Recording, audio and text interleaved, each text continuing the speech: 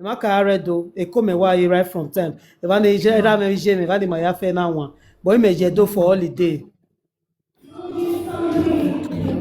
ije do for holiday na ye tun ya bu je me no kwa from there na like my grandma from there na do aje do politics the why we with politics 10 years e do e va me na do the most of the secrets okay okay aji met kwa ke me ya kwa kana is what Emini beg Emini miere doni no jamais ari yore omoze wala wo wa ti yore na wa ti eni ra bai because mani yore bu me un danvo me o yan ba Okay, Jordan we begin.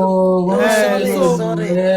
wa ti e fo yore de o to se nu ogwa emekin so wa ti eni e fo yore no bi omoze wa ti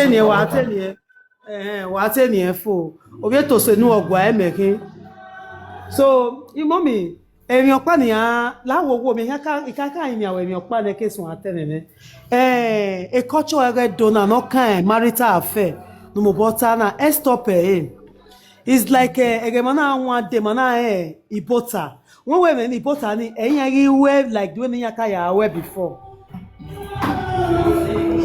mommy tell me oven Yeah. Nana Ibota adu atoka ave Ibota ni that was the bad me na learn culture edo the mega anwa de Ibota awe baba ni awi je ni ere ni edo to taya ata mi ma the culture yeah ni ata mi ma the culture awa ilele ebi yore do ata e ba ni me gbowo kan me ga je me ko ale lele do me ga down Ibota ni ba ni me na most of the things ni me be now then ike do ami of practical ike do ami of on video na where our asukmene who and ko and all that so mommy e pa ni kan taye be yore no bi omezena we was me ni viedo na mo boy je va se sta paga ta ban we ni na ye live o ga gérer 2015 mi yan we election be do o so mo le kan te mo pa fo so mo le we ori ma ni viedo we oka okoko makin o wi yen do na ya mu ma o wi yan fi loka yo to pan wi ma ya fe aro do ro o se mana kwero bo mana 4+4 o bege yan yeru lije ije yan yeru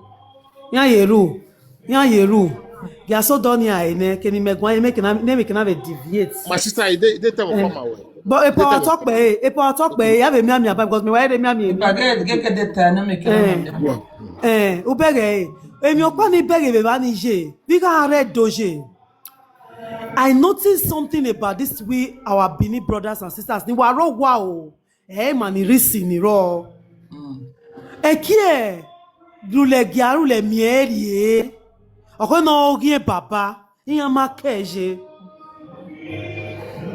oko no ogie baba iyan ma ke asa wa ni wa mo kanu ke wa fi lokwa yin wa ro baba na bana ya wa gwe wa ro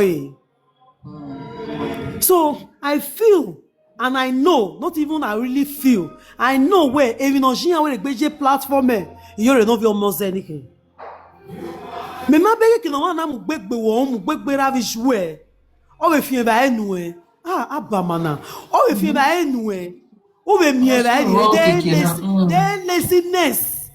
laziness in ologian ije bi me ka ina ka honest of agbaro the Delta states me ate mama bende one with 5 Joshua agbaro e na me na e bi a o be ba ni akemi ewe ere na lie the shop na do adiedo if I didn't join the politics if I didn't gele viedo even people that as at that time me na well okay oh sister me the me said do mommy me ma pray no man no risi we someone no give me ropa no change ni ma negi ma mi igbe negi ma mi mu negi ma mi asioma yeke ije ni me yan egbe adiedo gumeguye ewo ne mi na sunu da me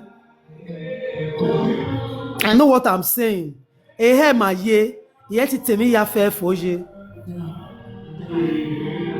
So the problem they are having is me I see them as laziness because on okay ba won gbe me na re to bege ni ya jugbo ina mu gbiga ije mo ga me set my atie si cassava si money him we pick up ilagbo iya fully guy ni ya kene man we fufu ike be gada egbe me ke gbe return back ari ekone ni kaje ike gbe aso in life ivani so ba ke mo me ate ke no mo me ade na me ga kugbo-de e man to tell you one name we sister wetin you bring come him do ba wa ve doni 3 years igbe be do be mi sunu da me mi gbe do ya ko ke gbe pari eko neme no kugbo-de me do ba wa ve vo neme no kugbo-de we sister abeg give me from plantain na where is the guy me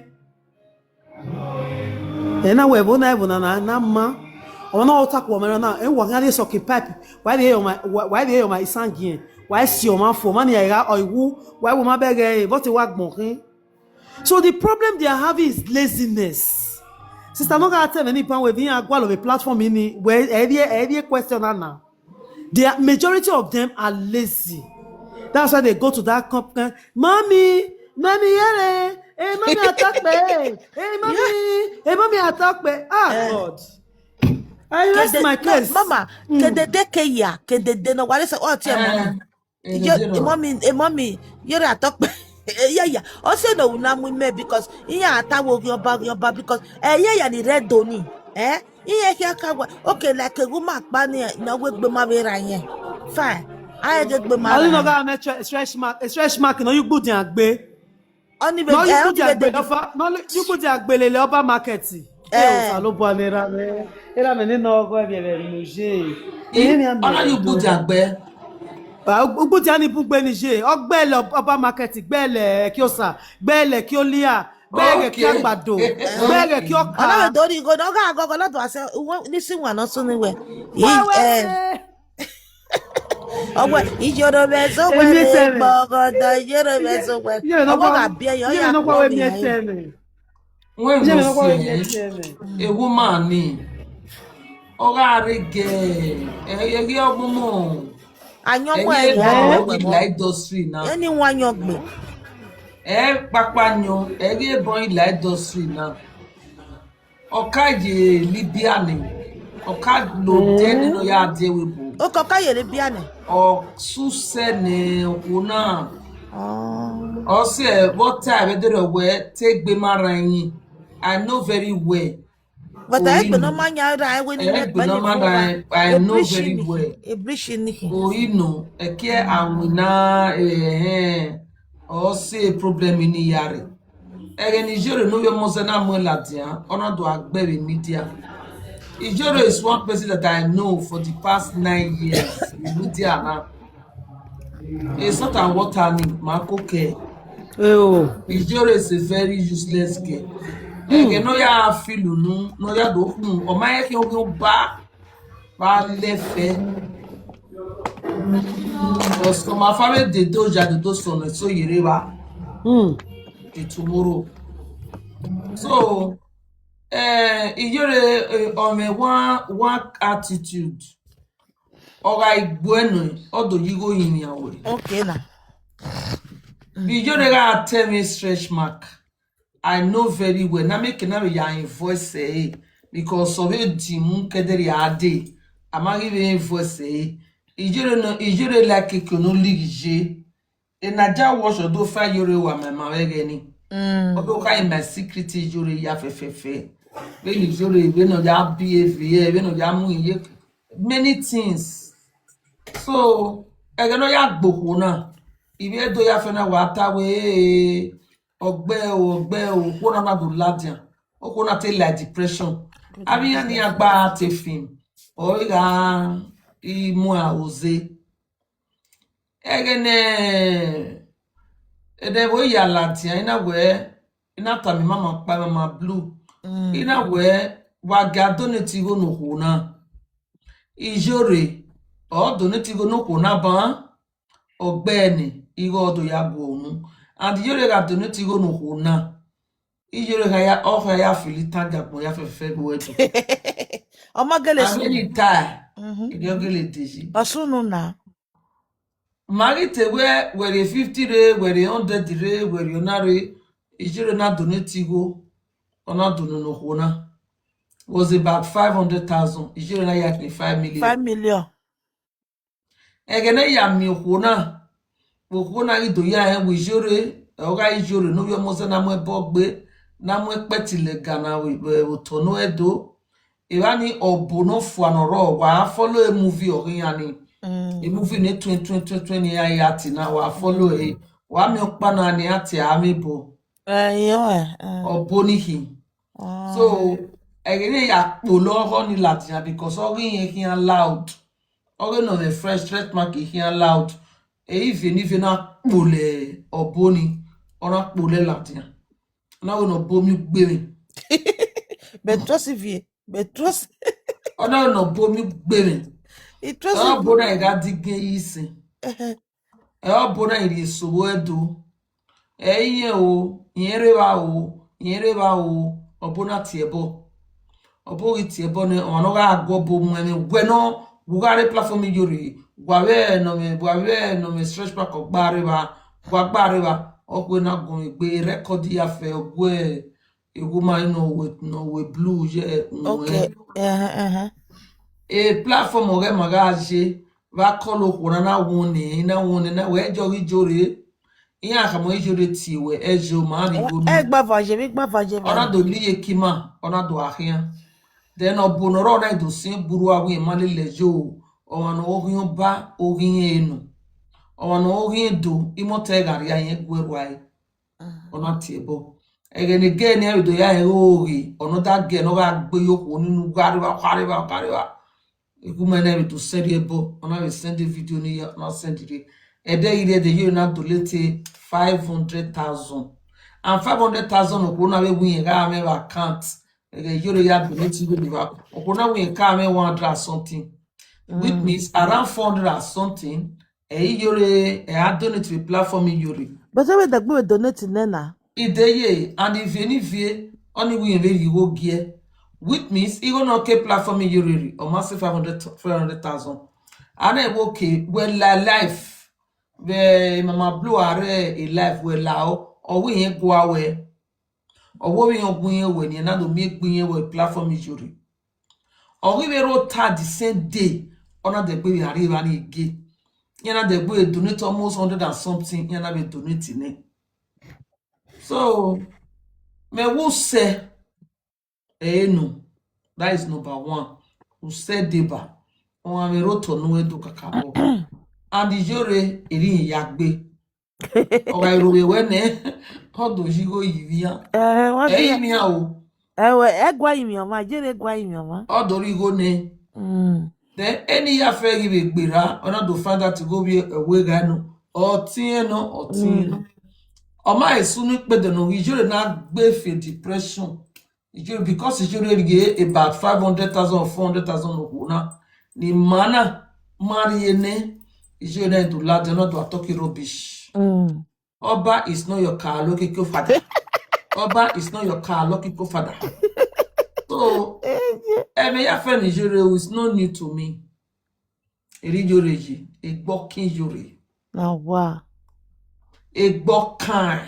All the life if you guys mommy ideye ijere gwalo wa no tiebona o itamo we ra howe o tamo ru ya ra supermarket o me kina do ri bebo gie o me kina ari edo ejo me trust mama ejo why ejo dami ho o ni jore gwalo o so ekpuru ne obigbo no te I papeyo ene na ya fe na ware TikTok yin ina rokoma so bi gbono ga ho e obi gbono ga ho ga papeyo and emi jere do kia otono edu ona do ga ni bi gboti osun ona ku fo abebo ego pero no bi gbo ya ri gbo wa meri o odo wa so ga ri ese mu yan o mo ro pa ri la ogwa ta ku e fo abebo e so it's just a system. It's just the way. If you very me ya gwan ye ni keka we me video ni awo wo gimi. Nekere o mama to ya ri e bebo ki yoro idu ya ti yoro so we gbe. Mama me ma do me ta mo wa me video. Orize ta ti era. Bi me yan la la do. Is eri odu eri oje. O se I came not to rita. O ma ne do ya fe mo ebo gbe ni. de bokpe me he amugbe yore no do so ni Ero. ero na Mm. so oboka ma egbe nege ilado enaja worship te ya oboka ma egbe nege ilado igo ga lado oga bu eri makpate abi ari opune I was so disappointed. I was so Nene disappointed. ma wune ne ma pa na. Very manigari e. But any wune na ma wune. Echife. Titi okpera yi. Emi ni no. Mama what pa no wune ro. You know. You are opune. E ma ni wu. E jure na ri so. You're gonna vie. Eri ma do ya ere e ma ni ari opune we ha e pe like palace. Me abi go na me no e pe le ba. Emi ya fe ro obo. Oboji, apology ni, no refuse 9 years ago. Ege ni, o ma e buse ni ana, ni ma e rose ni ana bege ni. Ebi kere nye eta, and ebi kere no ta na ga wanyo, o ma bi awo e. Ukoko go no da yu po e hon no ge mila. Me no da yu obo we a o ga momoru we e kankan o wa we. Ozo wa bile won ori mi ni awo ti ma pa e iba ejiro na fi ogbe ona we ma ni dedo o we obi gbo ari yan ari e o ti gbo ege no ya stake obi gbo ya feel ko ma pogbe ohun iba ni jiro na do jibi edori ona do jibi edori so yan mo na no mu No. oh be me wano rie la eba Omo no le ma. problem so far ni a iwe ni on le bien kan earlier the better oh ya we oge baba ni keke ene na no do ane ehu na ena maru ku isu ku no ga ta 8 years ago we oga la do yan kayos gozo itu ake ya Can you imagine? just do it and let every make kenari okwe ogion ba na iyan we gbere ese na emi nu we mu kian na egbe na egbe ya le yo to te ba yen ya le yo to te ba yen ya logo Mommy o emi ni me have no. We ona mo boju ojo majo. E ma ya ni tie boni ya ma ye gba ya serio. E boni bun. E bo bun no de ave zave dede. E de. vona taje ana mo bogbo won variana o wan na wo ona ana mo bogbo won na ya musi o wan na dore variana e ma no mo bogbo ma yera gbon e ma be oserion Oh. Ima be oserion e problem ironi awo wana yi awa be momo pa o iya mo bogbo na ya musi ado momo la dan do ga serion yin ado mo pe ala dan do ga serion na we bo na mu gbe na o si go lowo ado aserion yin Emi ateta na mommy. Amwe yes bogbo manya ye do serious. Mani mwe bogbo ya yes ibulo self. But yes in me only meta is that all ya meta we fake people book be wakbona. Wa le lo ma hen we wani committed atrocity. You could not even stand as a friend to say, my sister I'm na Emma, uma somaropa, please. egbo yin ata ma won Do ni o it. pe You get my point. But in have a see, you cannot just be moving with someone that person is committing atrocity and you are still continuing, joining that person to constitute nuisance. Nine. It's not done that way. You have to. Well, a mind who now don't understand the tradition. Mama, I'm what that didn't be. Ultimate no be. Oh, what a mere kekame, uwe, bewe, bera, when a benasi kokona. Nye ya wasi kuko. Eme no tamasik be. Ikpa ko mama. Agbewe. Agbokoko. Agbeni ya in your digwe. Eme tinye ke kanota. You see tradition? Oh, eme nata we. Maso. Ome veni ya we. Ade bobe we mi okpa. O magbon ma okwan si yagbon. That is o ti aragbon. Eme so ro no ragbon ma no hu o masenye idena. O mai. But eme so afi network of pomo sanatore I send a request na mo we would do a sister Iyori no be mose the other Iyori So when ya we na ni ma okima ni magbata na ya egin ya kele love ihe tie to ka with my Okay, sister away will good say night. Okay, here we away good okay. night. Okay. Ihe nka ma But we him, ihe nka ma we no try no ya him ya. I polo say ni Mommy, kia. me I love you. You Ya understand? jinga. it already do 9 years ago. Bonnie Mama, kilo mommy, feel again. weird. Almost to him. It didn't move. I would do. Yeah, we are little bit. You will to go. Why to go and go to Ego in here, or even me about what? In probably I can't kill you. What my way is I can wear sorrow or year woo. All makeup always equal. What my sorrow almost some mental disorder. Why? You know what I meant that Bege, disorder. igba ma yuri na chuma. Oh. Igba ma yuri na but I we mu da mo igbe mo se ma sọ̀rọ̀ na me mental disorder. Or you go on. Oni wu. You will allow them to make And I don't give a so ni I so ni yi platform we do sọ̀rọ̀ no mare re gboto. Yeah, we go and have a pony. Ni mare re gboto. We are telling you, we are lawa. It's so a boom video, you know. You going to that TikTok, You who know, will lawa video. you know, I'm having only kidding ya. My sister, this is what boy, well, I'm very happy to speak to people this I evening. you know what no lele, you need to you know what. I want what's my it? yeah, my son of plan. We know ya okay, we sir, don't sir. Okay, bye. Okay, madam, bye. The more we do. Yeah, my say. Yeah, my son no winning. Cause yeah, my like yeah, my like when I get like come on, why not a problem? What time I no can lie, we no can lie. We no now we where you about working, you know what working. We roy yeki. And then all you wa where I let you wa ara boy, I mean I had we ba. Emi jore wa forget Muna forget jore. Muna forget. Oh, we got the talk before the matter come enter.